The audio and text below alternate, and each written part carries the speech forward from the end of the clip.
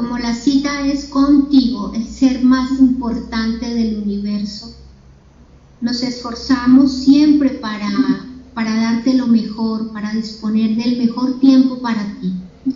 Te damos gracias, Señor, porque hasta aquí nos has sustentado, nos has ayudado, defendido y has provisto para nosotros en muchas formas.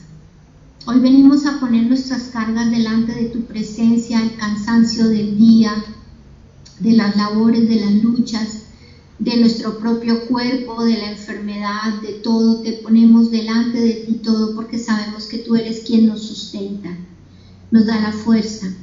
Pero también venimos a decirte que anhelamos estar contigo y que anhelamos escuchar tu palabra para que nos redargullas, para que nos levantes y nos animes, sobre todo en estos tiempos tan complicados.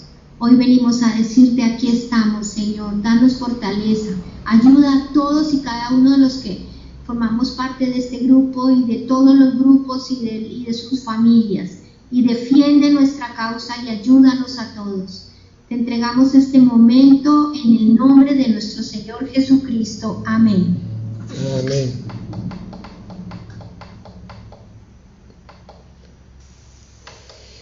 Bien.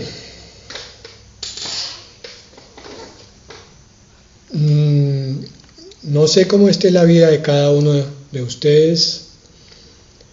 Es probable que algunos estén pasando por alguna crisis de algún tipo. El tema de hoy tiene que ver con eso. Cuando vienen las crisis. Aquí podemos especular sobre muchas cosas, pero es importante que como cristianos que somos nos guiemos por lo que dice la palabra de Dios. Por eso vamos a tomar un pasaje completo, un pasaje que involucra al primer y al segundo capítulo, orientado hacia ese tema precisamente de cómo debemos manejar nuestras crisis y entenderlas. Vamos a ver el libro de Jonás, Antiguo Testamento, un pasaje clásico, predicado de muchas maneras. Hoy lo enfocamos hacia la crisis que tuvo Jonás. Capítulo 1, versículo 1. La palabra del Señor vino a Jonás, hijo de Amitai. Bueno, desde ya tenemos aquí un punto que es importante para nuestra vida cristiana. Ustedes saben, hermanos, que en muchas partes es un tema muy complicado cuando se dice esto que está aquí en la Biblia, que la palabra del Señor vino sobre alguien. Estamos hablando del siglo XX y XXI. O sea, mientras el Señor le hable a un varón de la Escritura, no hay problema en decir que Dios habló. Mientras el Señor Jesucristo enseñe en el Evangelio de Juan, capítulo 10, que sus ovejas oyen su voz y lo reconocen, no hay problema. Pero ya cuando se habla de que algún cristiano está oyendo la voz de Dios, ahí algunos empiezan a poner una cara un poco rara, un poco escéptica y sobre todo preocupada porque están trabajando en su corazón un concepto que es el de que ese cristiano que está diciendo que oye la voz de Dios probablemente pueda extraviarse en algún momento, si es que no está extraviado ya, en alguna falsa doctrina. Y digamos que tienen razón hasta un cierto punto, un punto muy importante. Y es que hoy en día, por causa de los falsos profetas que dicen, Dios me habló y me dijo esto, estamos viendo grandes escándalos dentro de la iglesia del Señor. Pero yo quisiera que pusiéramos esto en el contexto que es. Dios habla. Lo dice el Antiguo y lo dice el Nuevo Testamento. El problema no está en si Dios habla o no habla, si habla claramente o no habla claramente. El problema está en el corazón del hombre. Porque el corazón que busca ganancias materiales, dinero, fama, gloria, ese cristiano muy probablemente la mayoría de las veces no está oyendo la voz de Dios, sino otra voz, y cuando oye la voz de Dios, la toma y la malinterpreta. Entonces, lo que aquí defendemos es que si el corazón del hombre está dispuesto para humillarse delante de su Dios, un corazón que está dispuesto para oír la voz de Dios y para seguir en obediencia a esa voz, no importa lo que le mande, entonces la voz de Dios se manifestará claramente de muchas maneras. En Hebreos dice que Dios habla hoy de muchas maneras, y la forma más importante como nos habla es a través de la escritura, de la Biblia. Pero también es cierto, mis hermanos, que Dios nos habla al corazón. No de otra forma se explicaría por qué estamos aquí mi esposa y yo hoy. La palabra del Señor vino a Jonás, hijo de Amitai. ¿Ha venido la palabra sobre tu vida alguna vez? ¿Lo recuerdas? ¿Ha sido importante? Tiene que haber sido importante. Versículo 2.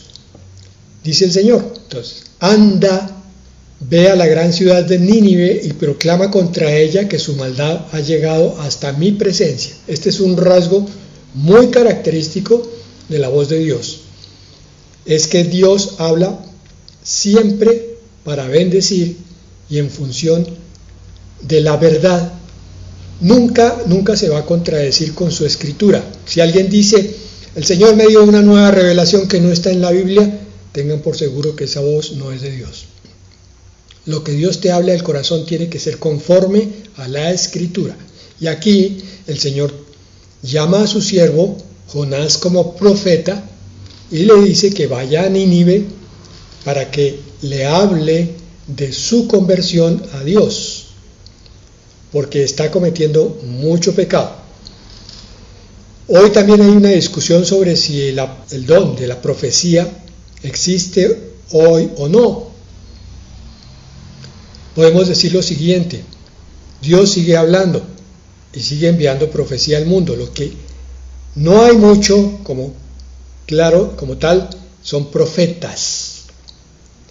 La profecía era necesaria en el Antiguo y en el Nuevo Testamento hasta cierto punto, y de ahí para allá los profetas ya no son necesarios porque el Señor ya habló todo lo que tenía que hablar en la Escritura. Sin embargo, a veces necesita conmover ciertos corazones y entonces hace lo que hizo aquí con Jonás, envía a un profeta. Pero ese profeta que dice, vengo a hablarles de paz, de tranquilidad, de prosperidad, también es probable que no esté oyendo la legítima voz de Dios, porque Dios envía con mucha frecuencia profetas para redarguir de pecado. Que lo haga con fuerza o suavemente, con mucha diplomacia, es un método que el Señor solamente usa. Estos son temas muy polémicos. Ustedes se reúnen con teólogos, con pastores de larga data y van a descubrir que hay muchísima contradicción, muchísima opinión. Yo les digo lo que veo en la Escritura.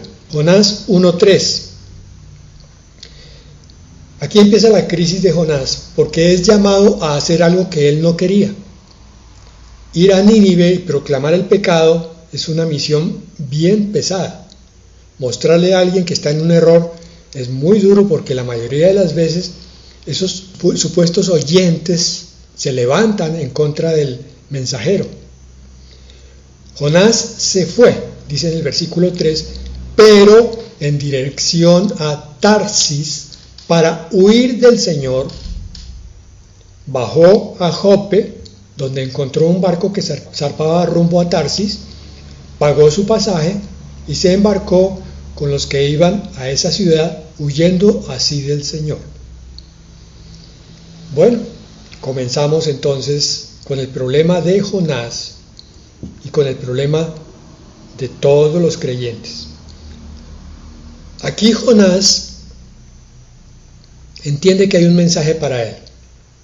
Aquí el cristiano de pronto ha recibido un mensaje a través de la Escritura, a través de la palabra, a través de una predicación, o ha oído un claro llamado de Dios donde le está diciendo, ven y sírveme. Entonces, aquí viene un conflicto. porque no hemos podido todavía aceptar maduramente los creyentes, muchos de nosotros, que somos un talego de conflictos y que muchas veces lo que nos gana es la pereza, la comodidad, el miedo, cuando la voluntad de Dios se manifiesta claramente. Vuelvo y repito, Dios puede estar hablando claramente a través de una predicación o a través de la escritura, pero yo soy especialista en sacarle el cuerpo. Entonces, a veces hago huidas físicas como esta, como la de Jonás. A veces no vamos a donde Dios quiere. Llevamos varios años de vida cristiana y ya el Señor nos ha hablado, nos ha dicho, cristianismo es igual también a servicio, y todavía seguimos evitando ese tema tan escabroso para nuestra comodidad, para nuestro estatus de confort, el sitio de confort, porque el llamado de Dios la mayoría de las veces es un llamado que incomoda. ¿Por qué incomoda? ¿Porque Dios es sádico? No, porque es su voluntad y entonces se opone nuestra voluntad. Nuestra voluntad siempre quiere lo cómodo, lo blando, lo dulce, donde no tengamos que hacer mucho esfuerzo, donde no haya mucho conflicto, donde no nos levantemos enemigos gratuitos, donde ojalá me paguen un salario bien sustancioso. Y el llamado del Señor no tiene nada que ver con estas cosas. Me va a incomodar, muy probablemente no voy a recibir ningún pago, muy probablemente voy a recibir críticas y persecuciones. Entonces no, eso no es para mí. Ser pastor, no. Ser líder de un grupo, tampoco. No, porque yo tengo muchas cosas que hacer. Entonces, a veces huimos físicamente. Otras veces huimos emocionalmente. Decidimos tener una frialdad interior en nuestro grupo, en nuestra congregación, en nuestra reunión con Dios, a pesar de tener un cuerpo presente. Son los que yo llamo, trajeron el cuerpo, pero no trajeron su espíritu o no lo trajeron en el alma. Se sienta el cuerpo, parece que está oyendo, está mirando fijamente, pero el resto de su personalidad no anda por ahí. De pronto su alma está en Júpiter y su espíritu, quién sabe dónde. Somos muy dados a sacarle el cuerpo a las cosas que nos incomodan. Eso fue lo que hizo Jonás. Entonces él creyó que podía huir de Dios, pero Dios tiene una característica y es que es persistente y es fiel. Claro, a menos que yo le diga, yo no quiero nada con Dios, y Él se aparta, aún así puede buscarme, pero de otra manera, cuando yo le digo, Señor, no sé qué me estás diciendo, no estoy interesado, o no te oí, ¿qué fue lo que dijiste? Repítemelo. El Señor es especialista en encontrar los métodos para volvernos a recordar que Él quiere hacernos instrumentos de su gloria. Valga decir, como lo hemos repetido últimamente, instrumentos de su bendición para otros, y esa bendición va a recaer sobre nosotros. Pero pastor, usted acaba de decir que esto es incómodo, que vamos a ganar enemigos. Sí, hermanos, no confundamos. La bendición que cae sobre mí es crecimiento, es paz, es esperanza, es madurez, es sabiduría. Y eso no tiene nada que ver con lo que pase afuera. Si afuera me están persiguiendo, me están calumniando, son dos cosas totalmente distintas. Entonces, tú sirves a Dios y te ganas una cantidad de bendiciones, pero también recoges un poco de incomodidades externas. Las dos cosas van juntas. Pero no por el hecho de mirar solamente las incomodidades, deberíamos tan olímpicamente despreciar las bendiciones. Máxime que muchas de esas bendiciones son para los nuestros, para mi hijo, mi hija, mi esposo, mi esposa. Y cuando yo bendigo a ellos, ellos me devuelven bendición más adelante. Si yo me preocupo por mis hijos, cuando yo esté viejo, mis hijos se van a preocupar por mí. Entonces, la bendición del Señor llega de muchas maneras, pero siempre llega. Este Jonás se fue corriendo. Versículo 4. Pero el Señor lanzó sobre el mar un fuerte viento y se desencadenó una tormenta tan violenta que el barco amenazaba con hacerse pedazos. El Señor siempre va a agitar nuestro entorno para evidenciar qué tan rendidos estamos a Él. Entonces, si tienes un tiempo en el cual has estado en relativa paz, unos días, unas semanas, unos meses, no te confíes que eso va a durar por toda la vida, porque de pronto va a llegar la crisis a tu vida, que en realidad es un mensaje de parte de Dios para sacudirte un poco diciéndote, listo, ya disfrutaste del escalón en el cual yo te había puesto, pero ahora te quiero un escalón más arriba. Por eso tienes que moverte de donde estás, esforzarte, dar el paso hacia arriba, para que entonces subas al otro nivel y yo te muestre cosas que tú vas a ver más claramente entre más arriba estés. Eso quería hacer el Señor con los ninivitas, bendecirlos a través de Jonás. Quería que Jonás fuera el instrumento de bendición, pero como la voluntad del Señor siempre se cumple, lo dijo David, dura cosa es caer en manos del Dios vivo. Cuando nos confrontamos con Dios, no hay posibilidad. El que gana siempre es Dios, porque su voluntad se hace y se cumple porque se cumple. Me van a decir, pero luego Dios no nos hizo libres. Yo les digo, sí, hizo libres para escoger su camino o el camino de la oscuridad. Pero no somos tan libres como para creer que podemos andar jugando toda la vida con el nombre de Dios, con la Escritura, con la iglesia, porque va a llegar el momento donde el Señor nos confronta fuertemente. Bueno, llegó este problema a tu vida y ahora, ¿qué recursos tienes de los que has sembrado en el pasado? ¿Tienes fortaleza? ¿Tienes paciencia? ¿Tienes esperanza? ¿Tienes fe? Por eso te llega la crisis, para que esto te crezca. Y la siguiente crisis, que va a venir dentro de otro tiempo, meses, ya te encuentre con más crecimiento interior. Jonás 1:5. Los marineros aterrados y a fin de aliviar la situación comenzaron a clamar cada uno a su Dios y a lanzar al mar lo que había en el barco. Jonás, en cambio, que había bajado al fondo de la nave para acostarse, ahora dormía profundamente. ¿Cómo es posible? ¿Pero acaso Jonás no tenía conciencia que le remordiera? Sí, pero es que a veces desarrollamos unas alternativas a lo que es bueno, que son sorprendentes. Este es uno.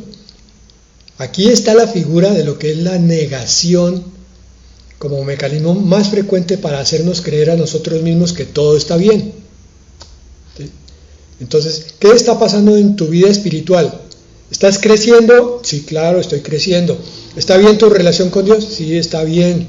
¿Tienes problema? No, no tengo ninguno. Y va uno y mira con lupa y descubre que esta persona está teniendo una crisis de ansiedad, que no está pudiendo leer la palabra, no le cuesta abrir la escritura, que esta persona está al borde de una crisis de nervios ante la presión que está teniendo, que esta persona está muy irritable, explota por todo, porque no está cercana a Dios. Entonces el Señor manda la crisis para decir, mira, tú crees que todo está bien, pero no lo está. Te estoy diciendo, ven, fortalécete y sé valiente. Mira que te mando que te esfuerces, porque hoy tienes que cumplir esto otro. Tú no eres cristiano de banca. Jonás 1:6 al 8. El capitán del barco se le acercó y dijo, ¿cómo puedes estar durmiendo? Claro, no era lógico. Levántate, clama a tu Dios, quizás se fije en nosotros. Ante toda crisis, lo primero es clamar a Dios. Señor, Perdóname porque me estaba durmiendo en los laureles, Señor. Perdóname porque me estaba debilitando. Y aquí estoy enfrentando esta crisis con demasiada conmoción interior. Ayúdame, Señor. Yo creo en tu nombre. Levántate, clama a tu Dios. Miren, unos incrédulos del Dios eterno le están exhortando al creyente. ¿Habráse visto? Quizás se fijen en nosotros y no perezcamos. Tenían más fe los incrédulos que los creyentes, que el creyente. Versículo 7. Los marineros por su parte se dijeron unos a otros: vamos, echemos suertes para averiguar quién tiene la culpa de que nos haya venido este desastre. Así lo hicieron y la suerte recayó en Jonás. No vamos a hablar de la suerte porque eso está claramente establecido como que en el Nuevo Testamento no nos sirve. Pero aquí sirvió para quedar en evidencia quién era el responsable. Jonás. Versículo 8. Entonces le preguntaron: dinos ahora, ¿quién tiene la culpa de que nos haya venido este desastre? ¿A qué te dedicas? ¿De dónde vienes? ¿Cuál es tu país? ¿A qué pueblo perteneces? Entonces le hicieron un interrogatorio de culpable. ¿Por qué? Porque sabían que si Jonás estaba ahí era que había desobedecido muchas cosas. Sabían que su vida no estaba bien cimentada, bien delineada. Y lo sabían por una sencilla razón. Ellos hicieron un diagnóstico: esto nos está afectando a nosotros y tú eres el culpable. Entonces en tu vida has tenido también muchas consecuencias seguramente sobre los que te rodean. Por tanto, tu vida no ha sido fácil en ningún momento. ¿Captamos? Hoy en día hay una mentira satánica suelta por el mundo y es que, es mi vida, yo hago lo que se me da la gana y nadie tiene derecho a meterse en mi vida. Mentira satánica total. Lo que tú hagas, lo que tú dejes de hacer, va a afectar siempre, siempre, siempre, primero a los más cercanos y en círculos concéntricos a los demás. De ahí para afuera van a ser afectados todos los tuyos, a veces los que más quieres, por una decisión tuya, van a sufrir porque uno dirá: pero no es injusto. Y yo digo: sí, pero la palabra dice: todo obra para bien en aquellos que aman a Dios. Esa injusticia sobre aquellos que no la merecen, a ellos les va a servir también. El Señor lo va a usar. El problema no es ellos, el problema eres tú. Entiende, como principio bíblico de aquí en adelante para el resto de tu vida, cada acción tuya o cada negación tuya, cada dejar de hacer, afecta de una o de otra manera, para bien o para mal, a todos los que te rodean. Jonás 1:9. Soy hebreo y temo al Señor, Dios del cielo, que hizo el mar y la tierra firme. Les respondió. Estaba dando un testimonio de boca, pero su testimonio de vida no decía lo mismo. No estaba creyendo en el Dios eterno que hizo todas las cosas. Había salido corriendo porque Jonás no creía que Dios pudiera suplirle todo lo que necesitaba para esa misión. ¿Qué era lo que necesitaba? Voz para hablar, fuerzas para enfrentarse al pecado, corazón limpio para oír al Espíritu Santo y desenmascarar el pecado de Nínive, fortaleza para resistir los posibles ataques, las calumnias, lo que viniera, sustento, vestido, todo lo iba a dar Dios. Eso es lo que nos falla cuando no confiamos en lo que Él nos manda hacer. Mire, lo que pasa es que yo no sé hablar. Eso ya lo usó Moisés. Si tú has leído el libro de Éxodo, recuerdas que Moisés dio 5 disculpas. Y la primera fue esa: Señor, no sé hablar. ¿Y qué le dijo el Señor a Moisés? ¿Quién hizo la boca? ¿Quién le dio la boca al hombre? ¿No soy yo? ¿Tú crees que tu boca no te va a dejar hablar cuando es Dios eterno el que está moviendo todos los hilos? Entonces, en últimas, nuestras disculpas son falta de fe, falta de creer en el Dios eterno. Por eso constantemente estamos recordándonos esto, mis hermanos.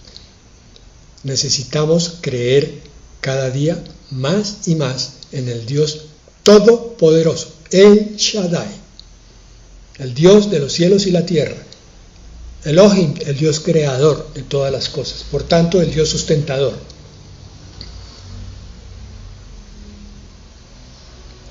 Versículo 10. Al oír esto, los marineros se aterraron aún más, y como sabían que Jonás huía del Señor, pues él mismo se lo había contado, le dijeron: ¿qué es lo que has hecho? Pero el mar se iba enfureciendo más y más, así que le preguntaron: ¿qué vamos a hacer contigo para que el mar deje de azotarnos? Tomadme y lanzadme al mar, y el mar dejará de azotaros. Le respondió: yo sé bien que por mi culpa se ha desatado sobre vosotros esta terrible tormenta. Bueno, está asumiendo su responsabilidad ante este problema después de que lo había evadido. ¿Qué había sido más fácil? Coger su morralito e irse para Nínive. Ahora se estaba enfrentando a la muerte, ni más ni menos. Y antes de eso, a caer en el mar, a ser devorado de pronto por algún tiburón, a pasar mucho tiempo en agua fría. Bueno, pero por lo menos Jonás ahora enfrenta valientemente. Dice: bueno, ya aquí está la solución, nada que hacer, cójanme y arrójenme. Versículo 13. Sin embargo, en un intento por regresar a tierra firme, los marineros se pusieron a remar con todas sus fuerzas, pero como el mar se enfurecía más y más contra ellos, no lo consiguieron. Entonces clamaron al Señor: oh Señor, tú haces lo que quieres. ¿Quiénes dijeron esto? Los marineros, incrédulos, creyentes de ídolos. No nos hagas perecer por quitarle la vida a este hombre. Esto está tomando una importancia que no se había visto. Estos marineros están conociendo al Dios eterno y único a través de un mal testimonio. Bueno, consuelo para los irresponsables. Ni nos hagas responsables de la muerte de un inocente. Así que tomaron a Jonás y lo lanzaron al agua, y la furia del mar se aplacó. Al ver esto, se apoderó de ellos un profundo temor al Señor, a quien le ofrecieron un sacrificio y le hicieron votos. Romanos 8:28. Todo obra para bien para aquellos que aman al Señor. Por la desobediencia de Jonás, estos marineros creyeron en el Dios eterno. Dios es Dios, y Dios hace cosas milagrosas a donde quiera. Versículo 17. El Señor por su parte dispuso un enorme pez para que se tragara a Jonás, quien pasó 3 días y 3 noches en su vientre. Miren, aquí se dividió el trato de Dios. Uno para los marineros, que habían sido respetuosos, ahora los salva. A Jonás le va a seguir dando enseñanza. ¿Qué pasa aquí? Pasó 3 días y 3 noches en su vientre. ¿Eso nos recuerda algo bíblico? 3 días y 3 noches en el sepulcro. El Señor usó esta figura de Jonás para hacer entender lo que le venía a él cuando él muriera. En una crisis, mi hermano, te vas a sentir morir. Cuando tú tengas un problema que te esté angustiando, que te haya llevado a la ansiedad, a la preocupación, te sientes como si te estuvieras muriendo. De pronto incluso te sientes en la cruz como el Señor Jesucristo, pensando en que el Padre te abandonó. Porque miren lo que pasa en el versículo 1 del capítulo 2. Entonces Jonás oró al Señor su Dios desde el vientre del pez. Estaba muerto en vida. Pero ¿qué va a hacer Jonás? Va a clamar, va a alabar, va a bendecir al Dios que lo puso allí. Se despertó su espíritu. El Señor busca la forma de tocar siempre nuestro espíritu, aunque parezca por un momento que es muy duro la disciplina. Después vemos como da fruto apacible de justicia para aquellos que hemos sido entrenados en ella. Versículo 2. Dijo: en mi angustia clamé al Señor. En tu angustia clama a Dios, que sea siempre lo primero. Y Él me respondió. Desde las entrañas del sepulcro pedí auxilio y tú escuchaste mi clamor. Jonás estaba dentro del pez, pero sabía que tenía un Dios poderoso.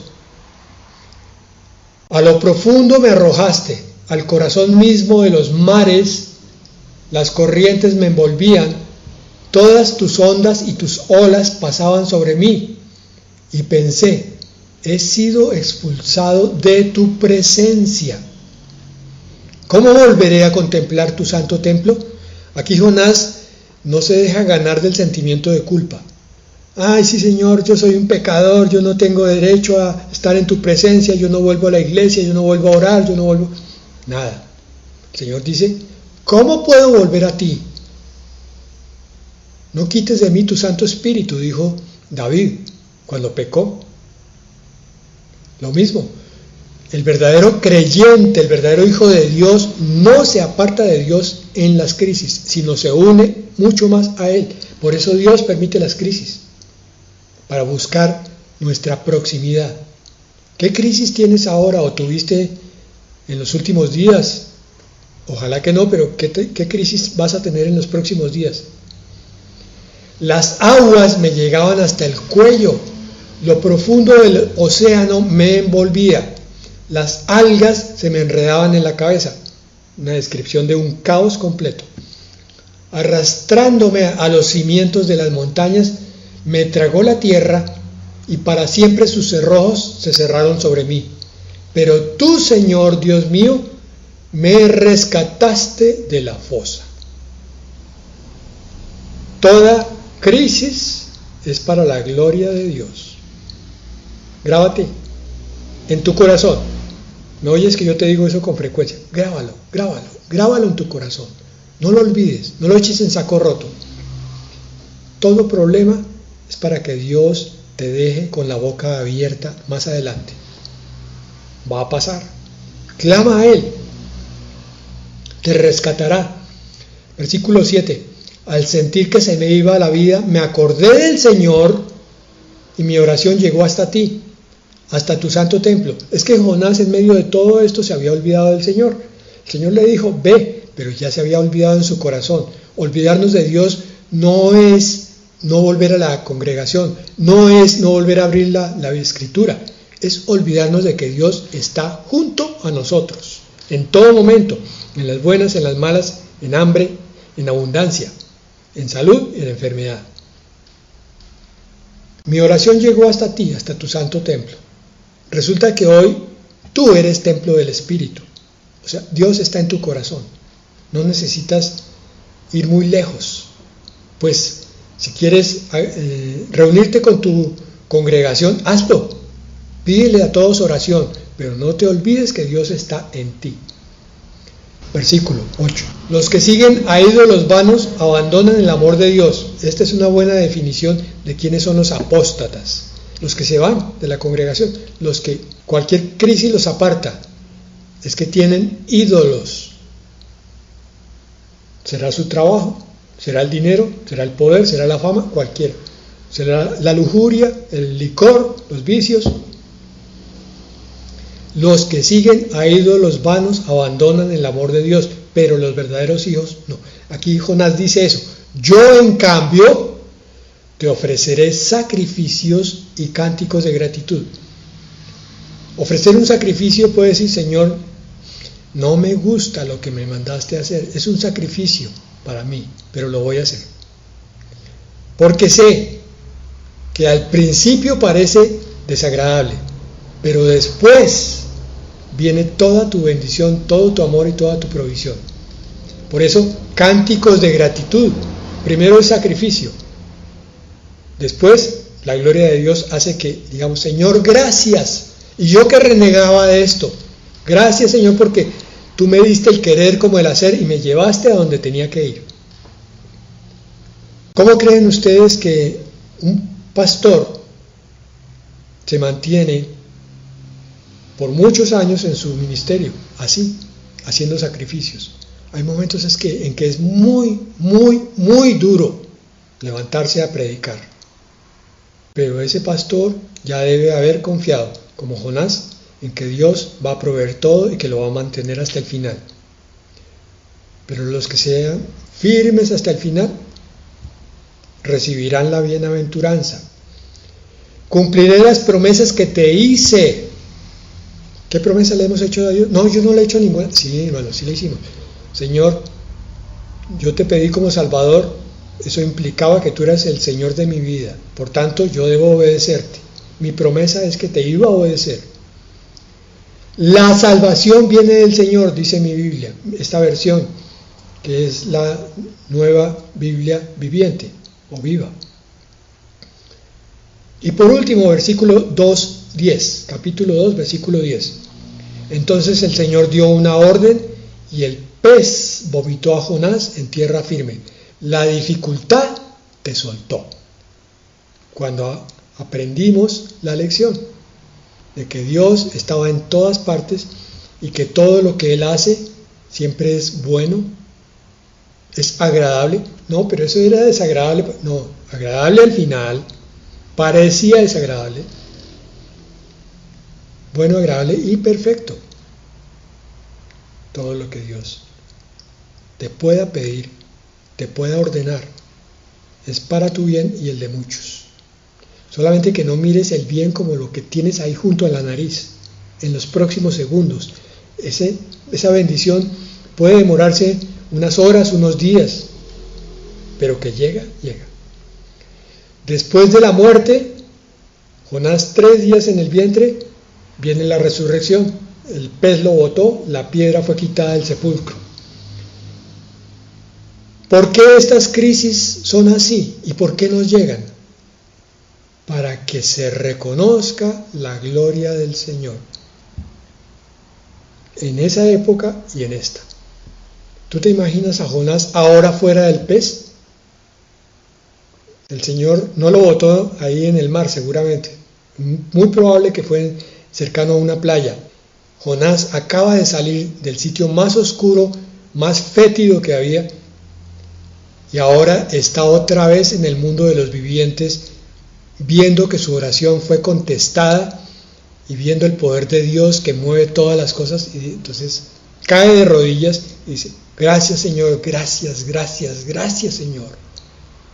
Esa es la mejor alabanza que hay, cuando uno dice gracias más de una vez. Gracias, gracias, gracias, porque lo está sintiendo con todo su corazón, porque acaba de ver la gloria, y no fue un resplandor de un trueno. Visiblemente no hubo nada, pero invisiblemente el resplandor de Dios vino sobre la vida de ese que acaba de resucitar de esta crisis. Bueno, vamos a orar. Padre, solo tú sabes quiénes están pasando problemas. Solo tú sabes cuántas crisis hay, porque estamos en tiempo, Señor, de dolores, los dolores del tiempo del fin. Crisis económicas, crisis de salud, crisis laborales, crisis en los entornos, Señor, en los núcleos familiares, en los núcleos sociales, en los núcleos de trabajo, Señor. Solo tú lo sabes. Por alguna razón tú mandaste esta palabra para hoy, para que los que han pasado una crisis se levanten en consolación, para que los que tengan crisis en este momento se levanten en esperanza, y para que los que la vayan a tener próximamente se levanten en fortaleza y en sabiduría. Señor, lo pedimos en el nombre de Jesús. Amén.